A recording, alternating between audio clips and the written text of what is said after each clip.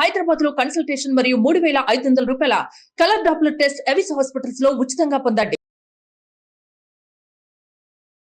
Hi hello నమస్తే welcome back to Suman TV. ప్రస్తుతం మనతో పాటు ఉన్నారు family counsellor, motivational speaker, public speaker Rajaniramma గారు. నమస్తే మ్యామ్. నమస్తే నవీన్. మ్యామ్, ఒక సలహా. పెళ్ళయి 2 years అయింది. అత్తమామలు, హస్బెండ్ అసలు చాలా హ్యాపీగా చూసుకుంటున్నారు. అసలు నా అంత అదృష్టవంతురాలు లేదు ఇంకా అనుకుంది. మెల్లగా క్రమేపా స్టార్ట్ అయ్యాయి ప్రాబ్లమ్స్. ఎక్కడ దాకా అంటే పేరెంట్స్ పుట్టింటికి కూడా వెళ్ళనివ్వట్లేదంట అసలు. ఇంకోటి ఏంటంటే పైపెచ్చి ఫోన్ చేసి మా ఆవిడికి మీ దగ్గర రావడం ఇష్టం లేదని కూడా తనే చెప్పేస్తున్నాడంట. ఇంకా అత్తమామల దగ్గర నుంచి ప్రాబ్లమ్స్, హస్బెండ్ నుంచి ప్రాబ్లమ్స్. పెళ్ళై 2 years అయింది కదా, అంత స్టార్టింగ్ లో అంత బాగుంది లైఫ్, సడన్ గా ఎందుకు ఇట్లా మారిపోయింది అంటే పిచ్చిగా ఉంది నాకు. అసలు నేను ఏం చేయాలి, ఇప్పుడు ఏం చేయాలి నాకు అర్థం కావటం లేదు. ఏమైనా సలహా ఇస్తారా? అసలు ఆమె ఒకే ఊర్లో ఉంటున్నారా? అసలు ఇప్పుడు మాటికి ఎందుకు వెళ్ళాలనుకుంటుంది? ఇది నా క్వశ్చన్స్. సరే పక్కన పెడదాం, మనకి ఆన్సర్స్ లేవు కాబట్టి. ఇంకొకటి చెప్తా దీనికన్నా ముందు. మనకి మన ఇండియాలో సాంప్రదాయాల ఆచారాలు అంటే నేను ఇంతకుముందు ఎపిసోడ్లో వీడియోలో కూడా చెప్పున్నాను. నార్త్ ఇండియాలో కరెక్ట్గా జరుగుతున్నాయి ఆచారాలు, వ్యవహారాలు ఈ రోజుకి కూడా. అంటే కొన్ని ప్రాంతాల్లో వదిలేద్దాం, ఢిల్లీ లాంటి పెద్ద పెద్ద సిటీస్లో వదిలేద్దాం. మామూలుగా మిగతా స్టేట్స్లో, ఊళ్ళల్లో సాంప్రదాయాలు అనేవి, ఆచారాలు అనేవి చాలా పర్ఫెక్ట్గా జరుగుతున్నాయి. అందులో ఒకటి చెప్తా నేను. అమ్మాయికి పెళ్లి చేస్తారండి, కాపురానికి పంపిస్తారు, ఇంకా అంతే, మళ్ళీ రాదు అమ్మాయి పుట్టింటికి. ఏంటనంటే ఒకప్పుడు మన సౌత్లో కూడా ఎప్పుడో 200-300 సంవత్సరాల క్రితం ఆచారాల్లో వీళ్ళు పాటించేవారు. ఇది రీజన్ ఏంటంటే దూరాభారాలు. తర్వాత ఆ రోజుల్లో కమ్యూనికేషన్స్ కానీ కన్వెన్స్లు కానీ ఏమి పెద్దగా ఉండేవి కావు. మాటికి తిరగాలంటే అయ్యే పని కాదు. మనకి సౌత్లో ఆచారం ఏంటంటే ఆడపిల్ల డెలివరీ, ప్రెగ్నెంట్ అయితే డెలివరీ పుట్టింటి వాళ్ళు పోయాలనే ఆచారం మనకి. నార్త్లో ఏంటో తెలుసా, అత్తింటి వాళ్ళు చేయాలి డెలివరీ. అది కూడా అత్తగారే చేస్తుంది, అది కూడా ఇంట్లోనే చేస్తుంది. ఒక చిన్న బ్లేడ్తో ఆవిడ డెలివరీ చేసేస్తుంది కోడలికి. హాస్పిటల్స్ ఉండవు వాళ్ళకి. ఇప్పుడు కూడా కొన్ని గ్రామాల్లో నార్త్లో ఉన్నాయి. కొన్ని టౌన్స్, సిటీస్లో మాత్రం హాస్పిటల్స్కి వెళ్తున్నారు. ఇంకా వాళ్ళు ఏంటంటే పొలాలు పుట్టలు ఉంటాయి వాళ్ళకి. ఆ పనులు చేసుకుంటూనే పొలాల్లోనే డెలివరీ అయిన అమ్మాయిలు ఉన్నారు ఇప్పుడు ఈ రోజున. కరెక్టే, ఇప్పుడు ఈ డేట్కి టైంలో ఉన్నారు. అప్పుడేంటి ఇంకోటి వాళ్ళ ఇంటికి ఆనుకునే దగ్గర పొలాలు ఉంటాయి. అటువంటిది ఏదన్నా ఉంటే అత్తగారు వెంటనే అందుబాటులో ఉంటుంది. అక్కడ పొలంలోనే డెలివరీ అయిపోతుంది. ఆవిడ రాగలిగితే గబగబా తీసుకొచ్చి లోపల గదిలో పడుకోబెడతారు. లేదంటే పొలంలోనే డెలివరీ అయిన ఫ్రెండ్స్ నాకున్నారు 2-3. వాళ్ళ ఎక్స్పీరియన్సెస్ నాతో షేర్ చేసుకునేవారు.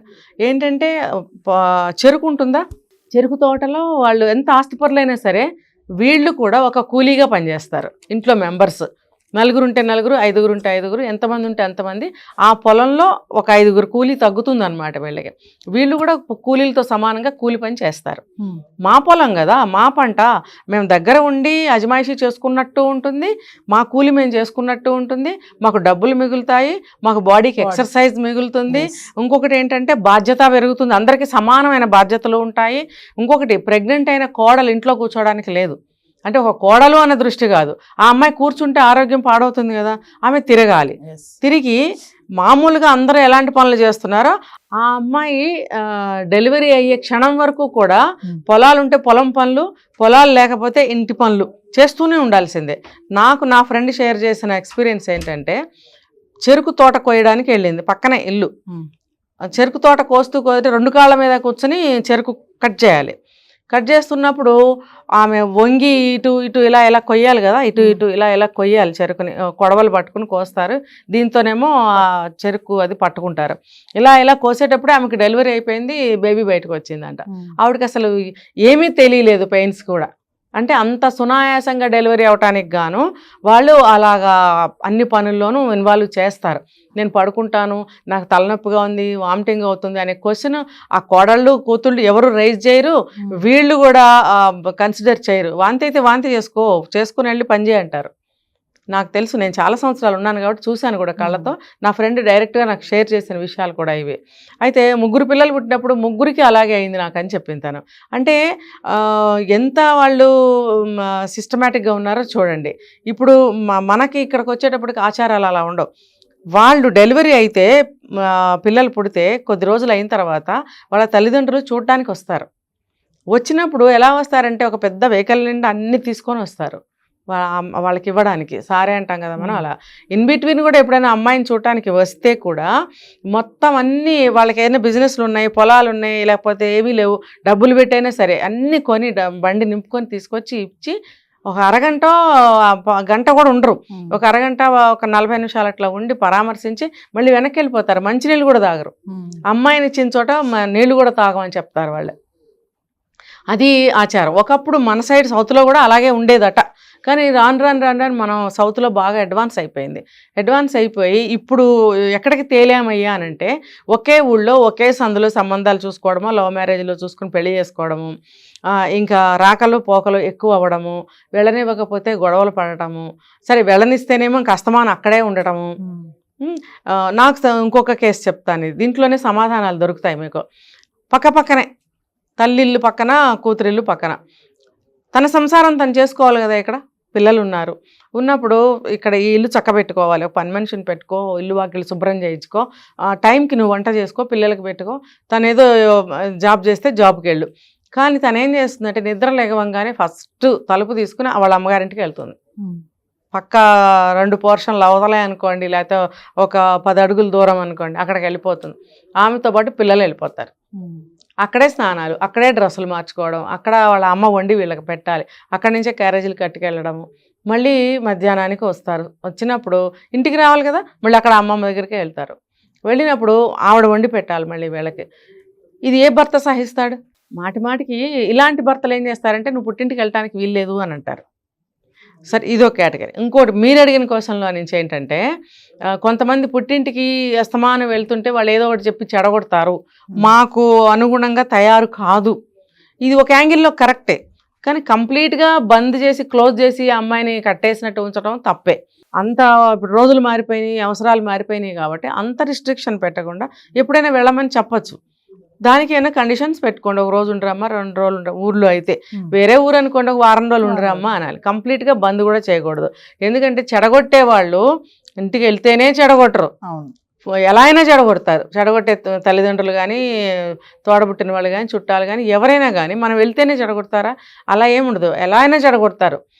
చెడగొట్టని వాళ్ళు చెడగొట్టరు. కాబట్టి ఎంతవరకు మనం పట్టుకుని లాగుతాము? కాబట్టి నువ్వు 2 రోజులు ఉండరమ్మా, 3 రోజులు ఉండరమ్మా, ఏం పర్వాలేదు అని అనాలి. అలా కొంచెం ఫ్రీగా వదిలిపెడితే ఏంటంటే వీళ్ళకి వచ్చే చెడ్డ పేరు కొంచెం తగ్గుతుంది. అక్కడ మీ అత్తగారిలాగా లేకపోతే మా అత్తగారిలాగా అని చెప్పుకోకుండా మీ అత్తగారు ఇలా చేస్తే ఇలా చేయి, మీ మామగారు ఇలా అంటే ఇలా అని వాళ్ళు నేర్పడం అనేది కొంతంత తగ్గుతుంది. మీరు కంప్లీట్గా క్లోజ్ చేసి పెట్టడం వల్ల ఏమవుతుందంటే ఈ అమ్మాయి ఇంకొంచెం ఎక్కువ చెప్తుంది, వాళ్ళు బాగా సీరియస్గా తీసుకునే ఆ విషయాన్ని ఇంకా ఎక్కువ ప్రికాషన్స్ చెప్పడానికి ముందుకు వస్తారనమాట. దానివల్ల చెడే తప్ప లాభం ఏమి ఉండదు. నిజానికి ఇక్కడ అంత సీరియస్ ఏమీ లేదు, ఒకే ఒక చిన్న కారణం ఉండొచ్చు. ఎందుకు వెళ్తే ఊరికే నేర్పుతారు ఏదో ఒకటి, ఎందుకులే, అమ్మాయి మనకు అనుగుణంగా ఉండాలి కదా అనే ఒక మంచి అభిప్రాయం ఉండి వెళ్ళొద్దు అంటే ఓకే. లేదు దీన్ని బానిసగా చూడాలి, దీని ఇల్లు కదలనీయకూడదు, అసలు పుట్టింటితో సంబంధం తెంపేయాలి అని అనుకుంటే మాత్రం దారుణం. అట్లా చేయకూడదు. నువ్వు అలా ఎంతసేపు అయితే చేస్తావో అంత ప్రేమ ఎక్కువ పెరుగుతుంది అక్కడ. ఒక ఆడపిల్ల తల్లిదండ్రుల్ని మర్చిపోయేంత ఇదిగా నువ్వు చూసుకున్నట్టయితే పుట్టింటికి వెళ్తానని జన్మలో ఒక్కసారి కూడా అందు. అంత ప్రేమగా నువ్వు చూసుకో, ఆమె వెళ్లకుండా ఉంటుంది కదా. నువ్వు ఇక్కడ అంత ప్రేమ ఇవ్వనప్పుడు, అంత గట్టిగా లాగి పట్టుకుంటున్నప్పుడు ఆమె అసలు ఇక్కడ కాదు కంప్లీట్గా అక్కడే ఉండాలని కోరుకుంటుంది. అలా కూడా చేయొద్దు. ఇంకొంతమంది ఉంటారు, సరే పద అంటారు, మా ఇంటికి వెళ్తానంటే పద అంటారు, కూడా వస్తారు, వచ్చి ఇంక 24 గంటలు కాపలా కూర్చుంటారు అక్కడ. తిరిగి తీసుకెళ్లేవారు కలిసే భోజనం చేయాలి, కలిసే టీ తాగాలి, కలిసే మాట్లాడాలి, అందరం కూర్చొని హాయ్ చెప్పిన దగ్గర నుంచి బాయ్ చెప్పే వరకు అంటుకుని ఉంటారు. ఇంకా నువ్వు పుట్టింటికి వెళ్ళి లాభమే ఉంది? ఇలా చాలా మంది ఉన్నారు మేడం. అమ్మో, ఏజ్డ్ వాళ్ళు కూడా ఉన్నారు. అందుకే వస్తారు, కూడా వెళ్తారు, వాళ్ళకి ఏదో మదర్తో మాట్లాడాలనుకుంటారు, ఏముండదు అక్కడ కూడా వదిలిపెట్టరు, ఏముండదు. అంటే ఇప్పుడు వీళ్ళ అత్తగారి మీద చాడీలు చెప్తుందని అనుకోక్కర్లేదు, తన శరీరంలో ఏదైనా బాధ ఉండొచ్చు, లేదా అమ్మతో కాసేపు ఫ్రీగా ఓపెన్గా ఏదైనా అనిపిస్తుంది. భర్త ముందు కానీ తండ్రి ముందు కానీ ఎట్లా మాట్లాడగలుగుతుంది? మాట్లాడలేదు. అరే ఒక 5 నిమిషాలు వదిలిపెడదాం అనే ఇంగితం వాళ్ళకు ఉండదండి అసలు. ఇంకా చివరికి తను లోపల ఉండి ముందు భార్యను బయటికి పంపించాక భార్య వెనక భర్త వెళ్తాడు సెండ్ ఆఫ్లో. అంటే నువ్వు కాస్త 2 అడుగులు ముందు నువ్వు వెళ్తే ఆ 1 నిమిషం గ్యాప్లో తల్లికి ఏమైనా చెప్పుకోవాలనుకునే అభాగ్యురాలు అనాలో ఏమనాలో ఆ ఛాన్స్ కూడా నువ్వు ఇవ్వవు. ముందు తన గడప దాటించి తర్వాత వస్తానండి అని అలాగే చెప్పి నువ్వు బయటకు వస్తావు. ఇంకా నువ్వు ఆ అమ్మాయిని పుట్టింటికి ఎందుకు పంపాలి, ఆ అమ్మాయి ఎందుకు రావాలి, ఎలబుద్ధి కాదు అమ్మాయికి అసలు. ఇంకొకటి తెలుసా, వాళ్ళ మీదే చెప్పి తగాదాలు కూడా పెడతారు వీళ్ళు. వాళ్ళ మీద నెగిటివ్గా చెప్పడం వల్ల ఈ అమ్మాయి మైండ్ నెగిటివ్ చేసేస్తారు. పుట్టింటికి ఇంకా వెళ్ళని బాబోయ్ అనేటట్టు చేస్తారు. ఇవన్నీ రాంగేనండి. ఇప్పుడు ఇన్ని రకాలు చెప్పాను కదా, ఎవరు ఎందులోకి వస్తారో ఏ కేటగిరీలోకి వస్తారో నిర్ణయించుకుని ఎవరు ఎలా బిహేవ్ చేయాలి అనేది వాళ్ళకే నేను వదిలేస్తున్నా ఈ సమాధానాన్ని. Thank you.